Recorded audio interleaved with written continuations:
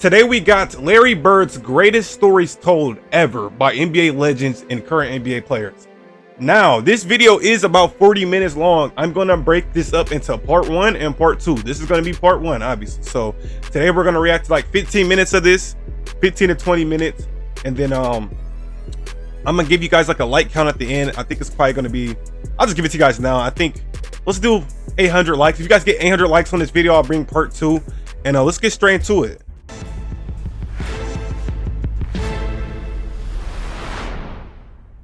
I remember the game he played against the Lakers the first year that the Celtics won the World Championship with him on the team. Mm-hmm. He was ridiculous. He came on here. I remember our sportscaster played the Superman theme when he was talking about him that night after the game because he did everything, right. Points, rebounds, assists, just steals, you name it. Larry has such a great mind for the game. And a great touch. I had a lot of respect for him as a competitor. And he was one of the biggest trash talkers that you'll ever see in your life. Okay. Larry Bird talked more trash on the basketball court than anybody I've ever played against. That's Larry what I want to hear talked more about. trash on the court than anybody. He'd tell you where he's going. He'd tell you when he catches it, there's nothing you could do about it. He was, and it was great trash talking because it wasn't vulgar. I mean, he wasn't, pounding his chest. You can just be standing next to him. He told me two things one game. I think I asked you guys about that last video about Larry Bird, and I was saying, I asked y'all a question. I said, do y'all think Kevin Garnett's a better trash talker than Larry Bird? Because I know Kevin Garnett for trash talking. I'm a new gen baby, bro. So I've watched Kevin Garnett a little bit, and he's like an older school player to me. And y'all were saying in the comment section that Kevin Garnett is more of like, he had talked personally about you. Larry Bird is more the type of, he keep it in the game. Like, he's a great child. I think Larry Bird's a better trash talker personally just because he keeps it within basketball. Like Kevin Garnett gonna call you out your damn name. Larry Bird, he's gonna talk trash. Like he gonna tell you what he gonna do and he gonna do it on the basketball court. I think that's like the ultimate trash talk. If you're able to do that, bro, you're him. Our rotations, double teaming Kevin McHale always had to rotate to the corner, and Larry Bird was the one shooting it. I would jump out and try to block a shot on rotation. So he shot one, and I'm trying to block this shot, and he would just tell me, Scott, you're not getting that. You're a little too late. A little too late. Why are you even jumping? Why are you running out of it? But it was all game. He'd say something like, don't do that. Yeah, don't do that. He talked the whole game, and it was, after the game and after years of thinking about it, you're like, right. Man, that dude. But he was, like Cap said, he was ridiculous as far as the way he played the game. And that's why he's one of the greatest players ever played. Played it here. Right. Yeah, which is where it starts, right here. Right. The other great memory I had, and I told him this earlier, it's my greatest memory in the NBA. I mean, I'm playing 15 minutes a game. Ed Pinckney's playing 15 minutes a game. And we'd come into Hellenic College, and we'd sit in that little nasty locker room back there, and nobody felt like practicing. I mean, you could tell that the locker room was down and everybody's in there, and it's just like, we've been 3 games and 4 nights or whatever, and Eddie Pinckney would be sitting there putting on his shoes, and Larry'd come in there and he'd have his bag over his shoulder and his gray sweats on. He'd stand over there and he'd stand right over Ed Pinckney every day, and he'd go, Ed Pinckney, I am going to torture your ass today. And I mean, Bucky, and then it was on. I'd start laughing, and then Chief would look over there and go, what the hell are you laughing at? I'm going to torture your ass too. And then it was on. And nobody felt like practicing, but he'd come in and just utter those little remarks, and we'd have a great practice. One of the best lines I ever heard was, I think it was 86, we were playing Houston, and we're going into game 6. It's the Celtics trying to tack banner number 16 up on the roof, and the Houston Rockets trying to battle and bring about a 7th game in the 1986 NBA Finals. And the crowd is absolutely going berserk about an hour before the game, and some of the guys were still shooting before they came in, and it was said that, hey, I'm telling you, them fans want blood out there. and they don't care whose it is. We lose, it's our blood. And it was right because, man, that place was rocking that day. I mean, it's always rocking. And in that game, Larry Bird played his self-admitted and acknowledged greatest game that he ever played. Because in a game that had tons of guys that were winners of the genetic lottery, 7'4" Ralph Sampson, 7-foot Akeem Olajuwon, 7-foot Robert Parrish, 6'10" Kevin McHale. We called him Frankenstein, though. Kevin could stand up straight as can be, 6'10", but dangle those long arms of his that scratch his shins without bending over. And Kevin, when he needed that foot operated on and had the screw put in, they just took the screw out of his neck and put it right into his foot there. Frankenstein. And here's Larry. Here's Larry, who can't jump this high. I saw him dunk in one of these videos. I couldn't believe it. It must have been a Photoshop or something. And Larry, who couldn't run faster than I can move today. I'm 61 years old. I've had 37 orthopedic operations. Both of my ankles are fused. I've got a fused spine, and my knee's just been replaced. Larry, at his peak, couldn't run faster than I can move today. Yeah, with all these guys playing above the rim and just dominating everything, there was Larry, grabbing every rebound, every single rebound. And instead of just putting it right back up, he would go run out to the three-point line and just throw it up there and not even look at it, just run down the court going like this. That's actually insane, y'all. That's crazy because he's basically explaining how, like, the level of skill that Larry Bird has outruled the athleticism of the players he was playing, like Hakeem Olajuwon. Like, that's insane, bro. Like, he was very skillful. Obviously, we watched his mixtape and stuff like that. So I can imagine. Now, him making these jokes is hilarious. Talking about Larry could get this much off the ground. I can run faster than Larry, and I'm 61 years old. He's funny. I don't even know who this is. Y'all let me know down below in the comment section. And I got another question. Was Kevin McHale like that? I asked y'all this. I don't think y'all answered me in the comment section. The last video. Is Kevin McHale like that, bro? Because I got to know. I keep hearing his name. I remember my grandpa brought him up before, and I never got into Kevin McHale. So, like, let me know. Was he just like a good role player? Was he a star? Was he like Larry Bird's Robin? Y'all let me know. And in that game, I was playing so poorly that Larry Bird came up with his regularly repeated mantra, where he would go to Casey Jones during the dead ball situation and says, Casey, you can either take Walton out or you're going to take me out. It's your choice. Oh, that's Bill Walton. Okay. That's true. And Casey Jones always taken out. made the right decision. He passed away, didn't he? A lot of people don't remember in those days that the rivalry was Philadelphia and Boston. Julius Erving and Larry Bird. Both teams were undefeated. And, you know, I'm the baby in the group. There's only 2 referees. I'm with a veteran official. The officials for tonight's ball game, Jack Madden. Shout out to Bill Walton, though. I mean, rest in peace, his soul. But I remember one time I turned on a USC game. I know this is a little off topic, but he was, I think Bronny James was playing at USC at the time, and he was defending him, and he was like, let the kid play, bro. Let the kid play. He just want to have fun. Stop judging him based off his dad. And that really stuck to my heart because it just showed me the type of person and the character he is. Like, he knows you're a human first before a basketball player. And I really respect that about Bill Walton. So shout out to him and rest in peace. God bless his soul and his family. You know, shout out to him. That's all I wanted to say, y'all. My bad. I ain't gonna keep pausing though. Going to be one of them. That is Jack on the left, and that is Dick Pavetta on the right. And we do the first half, and the start of the second half, Dennis Johnson dives for a ball and crashes into my partner and breaks his leg. Dennis takes it to the hole, won't go, takes down Jack Madden, and that gets a big hand from the crowd. But Madden's hurt. Madden is hurt. Well, we stop the game. They carry him off on a stretcher, and I do, you know, my plea to both coaches. I get Casey Jones and I get Billy Cunningham, and I said, coaches, listen, I'm by myself. I'm going to work for 2 men. I'm going to work as hard as one person can possibly work. Dick Pavetta is going to whistle this one alone. He goes up to talk right now to Casey Jones. I'm sure he'll be back and explain to Billy Cunningham how he's going to work this. But this is only going to be successful if I have your cooperation. Dick, you got it. No problem. Everything is fine. And I think Billy Cunningham had to say to his assistant, what's his name?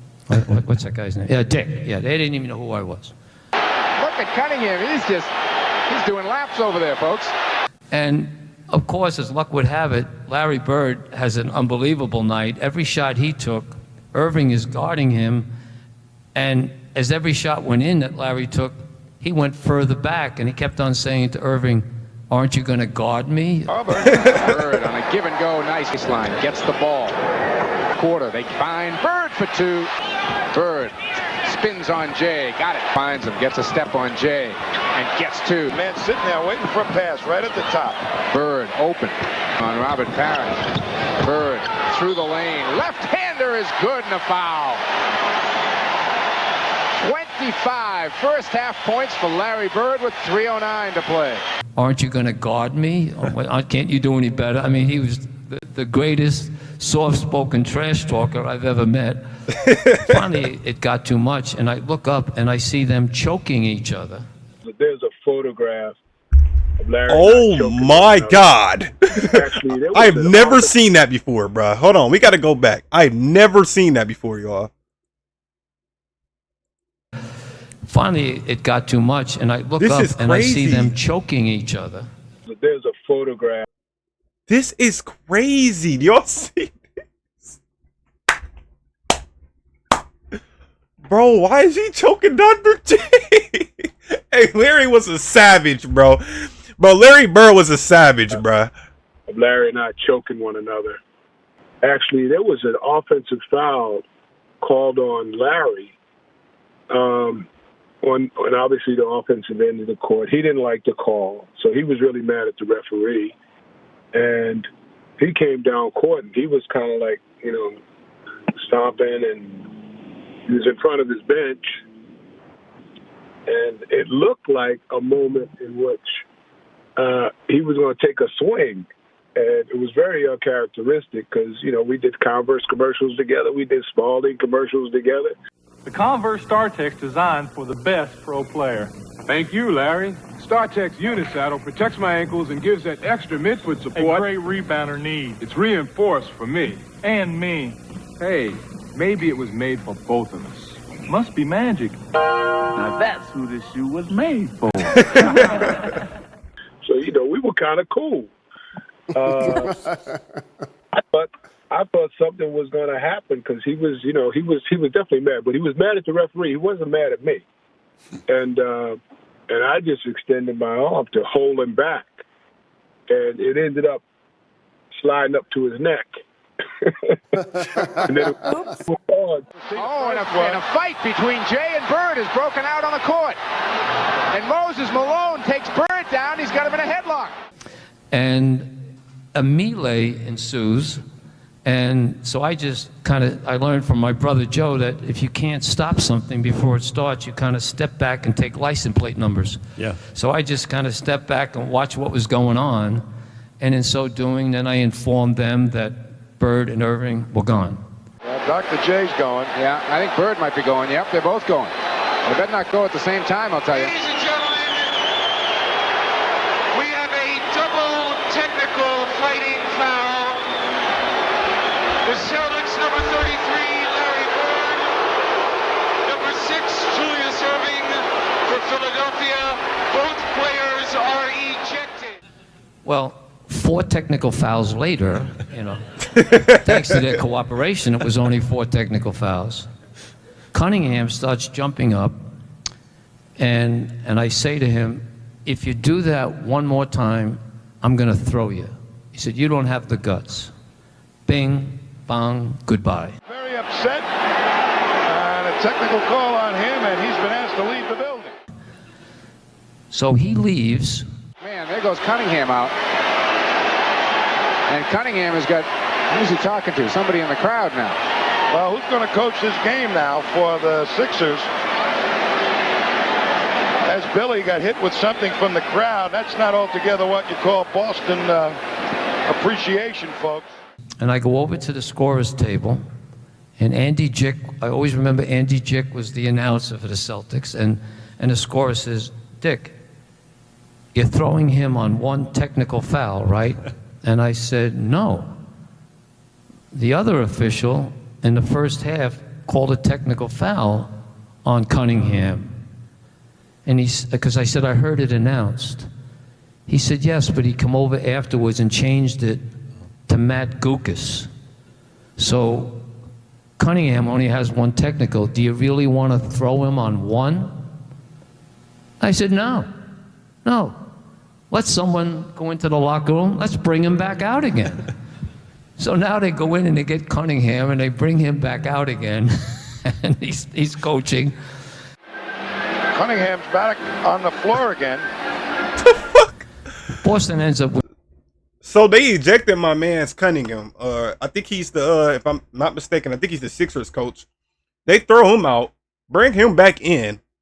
After he was already getting like trash thrown at him, after he got ejected and stuff, bring him back. Bro, that's embarrassing for the ref, bro. Come on, bro. Like, what?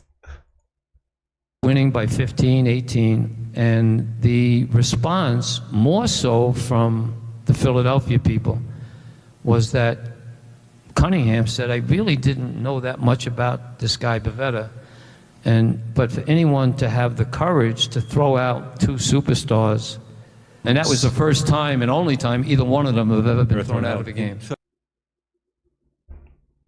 So I do want to start with your first championship, which actually none of these guys were here for. Nope. And the reason I want to get to that is, well, for a lot of reasons, but one of them was because you said this one's for Terre Haute, which I always thought was amazing. I want this one for Terre Haute. You want it for Terre Haute, I'll tell you that. Why did you really feel compelled to do that? Well, I didn't feel compelled. I just, you know, You're killing me, Larry. You're killing me here. Okay, I felt compelled. Compelled that we played against Irvin the first time, and you know, Jackie, if you remember that series, which I know you do, we lose game one. The Celtics had been stunned by game one and held practice behind closed doors in an attempt to regroup. We lucked out game two in overtime. Now to Magic. Back over to Worthy, and it's picked off. Goes to Hemmons, and he lays it off and in. It's all tied up. A great play by Hemmons. The Lakers knew they had given this game away, but it went into the Celtics scorebook as a victory. We get blown out by 32 in game. Am I right? Yeah, but I was 30, 32 or something. Pretty good. The most lopsided defeat in Boston playoff history, and the Celtics looked like beaten men. What did you call your teammates after game three, remember?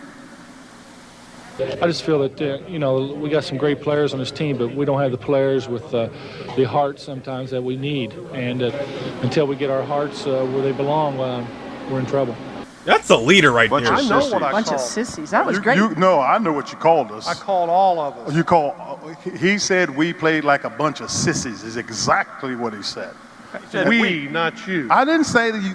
Whoa. I meant you, but somehow it just came out we. Bird called his teammates sissies, challenged the entire squad. You were obviously upset because it was a bad performance, but what, were you just trying to motivate them, or did you really feel that way, or No, both? I felt that way. They had us down 38. Remember we kept sitting there running too fast for them? We can't catch them. We can't catch them. And the Lakers were loose, confident, and happy. As far as they were concerned, they'd won all three games. The second game loss, a minor slip-up. In the heat of the moment, Boston developed a battle plan. He should go the distance. Oh, look out! And tempers flared. The Lakers' cool was blown. Instead of setting the tone, they found themselves retaliating, and their well-honed concentration was disrupted. But the physical pounding paid off for Boston. I said, how in the heck are we still in this? In overtime, Worthy, stolen by Emil Carr. And the Boston Celtics have evened this NBA World Championship Series at 2 games apiece. But somehow we end up winning game 4, go back to Boston. Having criticized his teammates, the Celtic captain took it upon himself to lead them. Moving without the ball, hitting from all over the court, muscling for position underneath. He played a brilliant all-round game. And we say, now we got to put the hammer down. We cannot let them get out here with a win. We win game 5. Bird had an extraordinary game, scoring 34 points on 15 of 20 from the field and grabbing 17 rebounds. 15 of 20? We had a pretty good That's lead insane. in Game 6, lose it. And Game 7 was absolutely crazy. The Lakers would remember for a long time the one they let get away. Larry Bird's 2 free throws capped the scoring, and in moments, the Celtics would be champions. Time finally ran out on the talented Lakers. It was Boston's year. After the game, they were asking some questions. I won a little trophy, and Larry Bird was chosen the playoff MVP. they asked me a couple questions. A little trophy. A little trophy, MVP. It would be the a little trophy. MVP trophy. And it hit me. Everything just came back to 1979 and how Irvin got the best of us then. And Does this get you even with Magic for what happened between Michigan State and Indiana State all those many years ago? Yeah, we're professionals now, but I won this one for Terre Haute. You won it for Terre Haute, I'll tell you that. finally, I got a rematch with him, and we beat him. And I meant it. I wouldn't have set up. I didn't mean it. You know, it was for Terre Haute. Yeah, very good.